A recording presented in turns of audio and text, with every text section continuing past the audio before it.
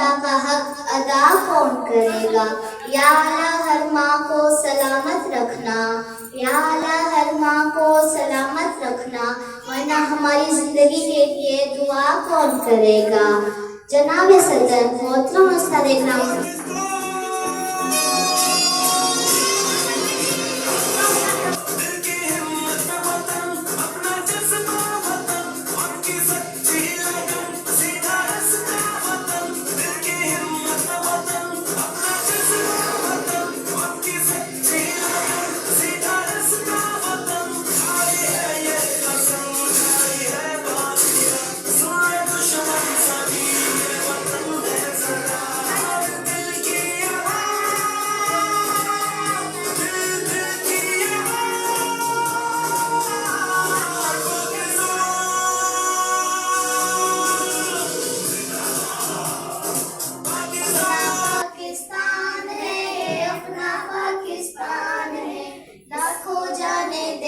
पाया पाया और फिर दोस्त बनाया। इसका झंडा हमने उठाया, जिसके अपने सर पर साया। अल्लाह का एहसान, ये अपना पाकिस्तान है, ये अपना पाकिस्तान है।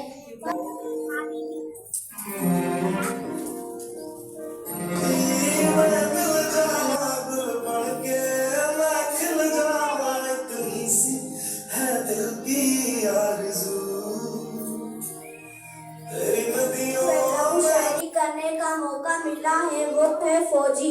फौजी मुल्क का जाबाज सिपाही होता है। ये अपने वतन के सरहदों के खातिर हर वक्त पहरा देता है। यह बहादुर डरन